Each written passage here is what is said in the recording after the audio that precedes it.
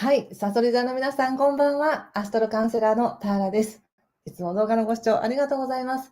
今回は1月22日から2月5日までのタロットリーディングを生配信でお届けしたいと思います。よろしくお願いします。ちょうど1月22日が新月でして、2月6日が満月なので、この新月から満月に向かうエネルギーを有効に活用できるように、タロットでもちょっとヒントをもらってみたいと思います。で、さらに、このちょうど去年の秋ぐらいから、もしくは10月とか11月ぐらいから、なんとなく少しずつ溜まってきた思いとか、いろんな不安な感情とか、怒りとか、不調和な感じが溜まってきたものが、ちょうどこの1月中旬ぐらいから流れが良くなってくるので、少し流れがつきすぎて目詰まりするとか、詰まってしまうということもありがちなんですが、それをさらに押し出して、一気に流れていくみたいな、そんな時なんですね。で、カペラノートにも書いたんですけれど、その1月22日の新月って本当に破裂しそうなニキビみたいって書いたんですが、その傷をどうやって治していくか、海の出し方によっては、ちょっとね、残ってしまう傷になったりとか、綺麗に傷跡なくなっていくっていうのもあるので、皆さんの中で何か溜まったものをきれいに出して、新しい流れに乗っていけたらいいなと思っています。じゃあよろしくお願いします。早速いきますね。はい。コメントもありがとうございます。いつものようにリーディングさせていただいて、で、後から皆さんのコメントを読んだりとか、ちょっとご質問にお答えしたりとかしながら、ちょっと読ませていただいて終了する形にしたいと思います。ではお願いします。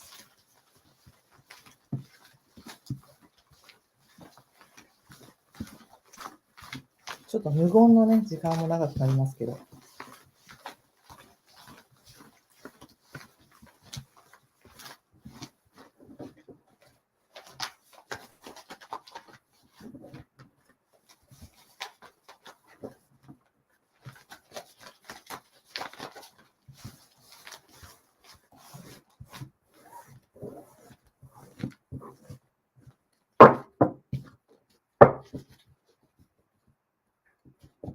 はい、今見えてるのはね、ペンタクルズ3ですね。はい、こんばんは。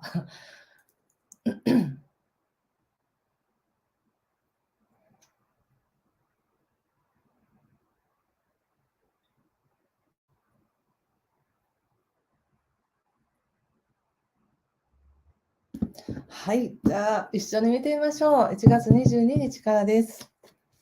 忍者の逆。ペンタクルス7の逆です。節制逆。ソードクイーン正1ですね。そして、ジャッジメントの逆1。ペンタクルスエース逆。と、ソードの2ですね。そして対策や気をつけることがカップのキングとワンド10の逆とオラクルが、ソード10の逆ですね。なるほど。もうなんか海出し切るみたいなね。もう思い切って出し切るみたいな感じがありますね。そうですね。1月22日、さそり座の皆さんにとっては、1月、そうですね、20日以降っていうのは、ちょっと自分の気持ちとか、感情とか、精神的なものっていうところにちょうど焦点が向きやすい時なんですね。別の言い方をすると、心の中が充足するとか、その家の中を整えるってことなんです。カードで見てもやっぱり忍者が出てるので、忍者っていうのは本当によくよく考えるとか、熟考する、静かに自分の心を内省して見てみるっていうカードです。ただ、やっぱり逆位置になっているので、そんなにすっきりした形で見るというよりは、少し迷いながら、何が本当の答えかわからないけど、ちょっと自分の心を見てみるっていう風にしてたのかなと思います。で、それまでも、なんとなく節制の逆っていうのは、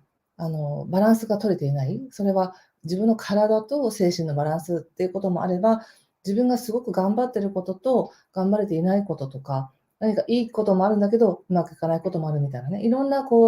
あの、物事を均衡になかなか保ちにくいっていう感覚があったのかなと思います。でもこのカードが出てくる時っていうのはやっぱりね、精神的に迷ったりとか、ちょっと不安定になったりとか、ホルモンバランスを崩している時に出てきやすいので、やっぱりちょっと調子悪かったのかなっていう感じはしますね。ただ何をもって調子いいっていうかとか、何をもって調子悪いっていうかって言った時に、ここでペンタクスの7が出てるので、ペンタクスの7っていうのは一生懸命やってるわけですよね。何か自分の価値あるものを積み上げていってる。で、できてるんだけど、なんとなく不満足とか、なんとなく自分でそれを認めにくいっていうのがあるので、現実はちゃんとやってるんですけど、何か気持ちの上で、もしくは体調面において、あの、納得しにくいっていうことがあったのかなと思います。そして今はソードの国なので非常に、よく言うと冷静だし、よく状況を判断して、見てみようみたいな感じはあるんですけど、悪く言うと消極的になったりとか、ちょっとこう、猜疑的な感じで、ちょっと引く、どうせなみたいな感じでこう引いたりとかしてるのかなっていう感じがしますね。そしてその後、ジャッジメントの逆位置が出ているので、何か自分の中で、達成しそうだと思っていたけれど、達成しなかったみたいなこともあるのかなと思うんですね。で、ちょっとこれ重要なメッセージなんですけれど、カードで見て、なんかあんまり良くないなって思われる方もいらっしゃるかもしれないんですけどね、その、思い通りにいかないよっていうことが大きなメッセージで、それによって気づきを得るっていうのはすごくよくあることなんです。うまくいくことだけ言って、わったー、やったーみたいな感じで心を豊かにすることだけじゃなくて、なんか自分の想像してたのと違う結果になったとか、うまくいかないなっていうところから気づけるっていうのはすごく大きな学びなので、この時期のさそり座さんにとっては、ちょうど心を見ましょうみたいな、心を整えましょうっていうタイミングなのでね、その現実的に自分が想定してたのともし違う結果になったりとか、違う流れになっているとしたら、それなんでなのかなっていうふうに、探ってみると、すごく大きなヒントを得られると思います。っていうのはやっぱり星で見たときにね、1月22日が新月で、ここで何かを決めるわけですね。その自分の心の奥底で何かを決める、感じるからこそ決める。そして、25日とかはね、結構いい日なんですよ、全体的に見て。なので、ちょっと光が見えてきたりとか、やっぱりこうしようみたいな、こう日常生活と心がやっとなんか、合いやすいっていうのかな。そういうヒントみたいなのが出てきて、さらに1月27日からは、喜びとか楽しみとか社交性っていうものが自分の人生を彩るよみたいな流れもあるので、少しずつですけど、上向いてくるっていう感じなんです。2月3日も何かね、いろんなことを思い出したっていうのもありますし、なのでちょっとこのカードで見た時のメッセージとしては、その今自分の人生の中で、なんかうまくいってないなって思うことがあれば、そこから自分が何を得たかっていうのを探ってもらうと、ものすごく落ち着くなって感じがします。特に1月27日以降っていうのはね、落ち着いてくるなっていうのがあるので、単に何かこう思考の中だけでごまかして、その、誰かに対して不満を言うとか、ずっと頭の中で不満を繰り返すっていうのは、非常に何にもいいものを生まないんですけど、その感情を通して自分が何を発見できたかっていうことが見つかれば、それは本当にもう夜明けに繋がるので、もしかしたら自分のずっと抱えてたコンプレックスだったりとか、解けなかった問題、自分の中の解けなかった問題に、ようやく光が差すよっていうこともあり得ます。そして、その後ですね、ペンタクスエースなので、やっぱりちょっと光が見えてくるわけですね。自分の大事なものが。でも見えてるんだけど、まだ逆位置っていうことで、はっきりと手にしてるわけじゃないんです。可能性は見えてきてる。だけど、自分が思ってる形じゃないとかね、何か条件が違うっていうのがあるかもしれません。で、その後またね、ちょっと迷ったりとかしてるので、全体的に言ったら少し、精神的にはナイーブな時なのかなって感じがしますね。でもナイーブだから悪いってわけじゃないですから、人はなんかちょっと弱ったりとかナイーブにならないと、相手の痛みとかもわからないですし、自分がそういったその部分を今肥やしていってるんだっていうふうに思ってください。そして、対策としては、カップのキングとワンドの10の逆が出ているので、できましたら、この1月22日からの2週間はできるだけ役割を下ろすみたいな、ちょっとこう自分が背負っていたものを下ろすっていう意識がいいと思います。これは例えばお仕事で何かを手放すってこともそうですし、または家の中でも、これは私がやらなくちゃいけないんだとか、これは自分のなんか責任なんだと思っていたことを少し減らすとか。下ろしてみる。そして、あの、本来持ち合わせてるさそり座さんの慈愛っていうかな、なんか深いところにある優しさとか愛情とか、なんかそこを思い出してねっていう感じがしました。やっぱり人ってしんどくなったりすると、そういう自分のいいところも全部かき消されちゃって、怒りとか不安とかそういうもので見えなくなったりしますけど、深いところにはやっぱりさそり座の皆さんには深い愛があるっていう感じがしますね、これを見ると。なので、ちょっと自分がいっぱいいっぱいだったなと思ったら、ちょっと下ろしてもらって、そして思い切った行動をとってください。思い切った行動っていうのは、自分を休ませるとか、そういうことです。誰かに対して、その戦いを挑んでいるっていう感じではないです。もし誰かに対して戦いを挑みたいと思ってたとしたら、それはうまくいかないって感じがしますね。なので、静かに内省して、自分の中の役割を下ろして、何が思い通りじゃなかったのかなっていうところを振り返ってみると、うっすら光は見えてくるみたいな感じですかね。うん。なかなかにクールな結果でしたね。どうですか？誘い座の皆さん、何か聞きたいことありますか？全然誘い座じゃなくても来ていただいて、全然ウェルカムですので。はい。そうね、どこから見ようかな。ちょっと何が自分の想定通りじゃないのかっていうのをちょっと見てみますね。うーん。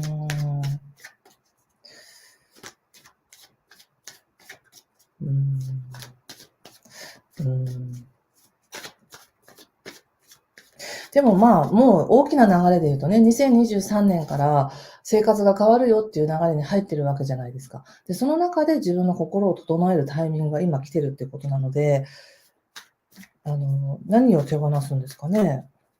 ちょっと待ってね。お、太陽。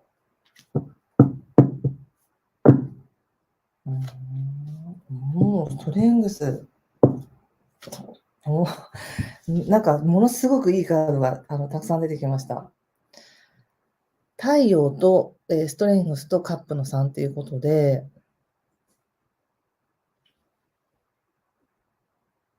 やっぱりうまくいかない方が最終的には基地なんでしょうね。今の目先の感覚とか、去年から引きずってる感覚のままうまくいくっていうわけではなくて、一旦ここでもうなんか、終了っていうか、終了のカードは出てないんですが、何か自分の中で、違うんだって、方向性が違うんだって理解することによって、ものすごくなんか明るく、本来の自分の力っていうものを思い出して、喜びの方に行くよっていう感じが出てます。なんかこれを手放すことによって、その役割とかを手放すことによって、さっきの調子が戻ってくるんでしょうね。ちょっとなんかここまでの流れで、バランスを崩しているっていう感じがあったので、やっとバランスが取れてくるんでしょうね。で、バランスが取れるとともに、一気になんか明るくなるというか、爽やかになるというか、でも爽やかになってくるのはもう少し後、2月の19日以降の方が楽しいと思うんですけど、自分の中の心の中を内省してたものがどんどんクリアになって、その純粋な光っていうのを感じられるようになるんだろうなと思います。はい。ちょっとでもオラクル見てみますね。オラクルがやっぱソードの10の逆ですので、これはちょっと深いですよね。こういうカードが出てくる時っていうのは、ちょっと思い切って手術をするみたいなね。本当に肉体的な手術もあれば、ちょっとイボを取りますとか、ちょっとなんか何か体にメスを入れますってこともあれば、もっと肉体的な肉体改造として、生活習慣変えますとかいうのもありますので、それどれでも当てはまります。この流れの中で、さそり座さんは。どれでも。なんでしょうね、今一番強調されてるのは。ペンタクルス9。うーん。カップのページの逆です。そしてソード4ですね。まず一つは、仕事とかそういった、うんと、おそらく仕事でしょうね。仕事に対してのチャンスはある。けれども、そのチャンスを手にするのであれば、なんかすごく頑張らなきゃいけないのかなっていう感じがあって、で、今そこまで頑張るだけの、体力とか気力っていうのがまだそこまで揃ってないって感じがするんですね。なので、無理やり何かが足りない、エネルギーが足りない状況でジャンプするっていうよりは、少しやっぱり目標だけ定めておいて、ゆっくりと寝かせながら温めていきましょうという感じがしました。カップのページの逆もですね、自分の中の新しい喜びや可能性見えてきてるんだけど、まだそこまで動きづらいみたいなのがあって、やっぱりしっかりと休んで、体調とか体力とかエネルギーを、蓄積させて、準備してから行くっていうことですよね。なので、なんとなくすごくクールなカードの中に、やっぱ奥の方にはすごい深い愛情だったりとか、その本来の力っていうのも出てきているので、そしてこれも今起きていることも、その将来的なビジネスチャンスにつながるための気づきだよっていう感じがありましたね、私の中では。はい。そんな感じかな。はい。あとどうですか？なんか聞いてみたいことありますか？そうですね、ありがとうございます。コメントをちょっと読ませていただこうかな。はい。はい。ケンさん、ありがとうございます。ここしばらくしんどかったです。少し役割を下ろしてみますということで、下ろせる役割がもうすでに分かっているのであれば、ぜひ下ろしてみてください。もうこれが自分がやらなきゃいけないことって思ってたとし思ってたとししたら、もしかして外せるかなっていうふうに思ってみて、やってみてくださいね。結構でもなんか体に来てそうな感じがするんですよね。なので、もともとでも誘い座の皆さんっていうのは生命力強いタイプの方が多いので、体が今来てますっていう方は、それだけ頑張ったんだなって思って、ちょっと体休めるようにしてくださいね。で、その体が無理してるものがちょっとバランスを崩すっていう風に出てるのかなっていう風に思いました。はい。あと人間関係に関しては、あの物事を全部なんか虹色に、クリアに見たり、もしくはちょっといい形の色眼鏡をかけて、いい風に見るっていうことがちょっとしにくい時なんですよね。どっちかっていうと曇って見えやすい時なので、人間関係に関しても、きっとあの人は理解してくれるとか、きっといい関係だわっていう風にちょっと思いにくいっていうか、ちょっと疑いやすいっていうのがあるので、その視点で見るとどうしても全部が曇って見えてしまうのでね、今は自分の気持ちや感情を整える時期なんだと思って過ごしてみてください、この2週間。そうすると、その奥にある、その不安とか悲しみとか怒りとかの奥にある、本当の力っていうのにちゃんと到達できるかなっていう感じがします。なので、人間関係で言うと、そんなに積極的にご利用しして、絶対分かってもらうとか、絶対自分の要求を貫き通すみたいなのは、するとちょっとしんどいかなって感じがしますね。ちょっと引いとく方がいいかなって感じがします。でも引くけど、内省していると、その光は分かる。相手の優しさも見えてくるっていう感じです。そんな感じでしょうか。はい。えっと、ちょっとご質問いただいてますね。対策の読み方として最初に何か意図しているのでしょうか？いつも対策の読み方に悩んでしまいます。そうですね、対策の読み方一番難しいので、ただもう本当にそれは直感で読みます。まず全体を見たときに、なんとなく自分の中で感じるものがあり、で、流れを見た上で、そう言われてるのかなっていう形で、そのカードのようにしたらいいよっていうメッセージで取るときと、それには気をつけてねっていう反対の意味で、取るときとあるので、それはなんか本当にその時その時によってちょっと違うんですよね。ただ共通性っていうのはあると思うんです。なんとなく今回すごく逆位置が多いとか、ほんわかした温かさみたいなね、カップがあんまり出てないんですよね。なんかほんわかとした温かさっていうよりも、厳しく、構えていたりとか、ちょっと自分のバランスを保つのに必死みたいな感じがあるので、そういう時はもう、じゃあ整えましょうっていう風に接するっていうか、整える方に集中する方がいいなっていう風に思ったんです。そうすることで見えてくるものがありますからね。はい。えっと、もう一つすいません。こじろうママさん。まさにそんな感じです。面接いくつか控えています。でも今一つ頑張れないのでよく考えています。そうね。面接いくつか控えていますと、もしこれから面接受けますとかね、仕事を探しますっていう人にとっては、あんまりね、ウキウキするような、条件のものっていうのがちょっとこの時期見つかりにくいのかなっていう感じがするんですね。なので、そういう時にないないないって探しても、しんどいだけなので、今は自分を整えるっていう方向、それを優先にした上で、あの、探していく方がいいかなと思いますし、いや、でもそんな悠長なこと言ってられませんっていう方は、条件が悪くても、とりあえずやってみるっていうのがいいと思います。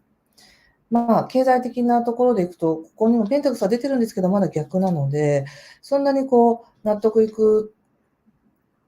入ってみたらすごい良かったっていうよりも、最初の条件と違うみたいな感じになりそうなのでね。でもそれも経験した後に何かいいのが来るんじゃないかなって感じがします。はい。そんな感じですかね。はい。じゃあ、あの、今回はね、メンバーシップの方だけご招待してるんですけど、またこんな感じでライブでやってほしいなという方は、ぜひライブ希望ってコメントいただければ嬉しいです。次回2月6日ぐらいに、また次の動画をアップするか、それまでにちょっと撮ろうかなと思ってるんですけど、普段のように、録画したやつを公開するか、もしくは、またライブでやりたいわ、やってほしいという方はコメントいただければ考えます。これは次はちょっとメンバーシップだけじゃなく一般の方対象にするかもしれないので、ご意見聞かせていただければ嬉しいです。そんな感じかな。ちょっともう一枚だけ引いてみましょうか。うーん。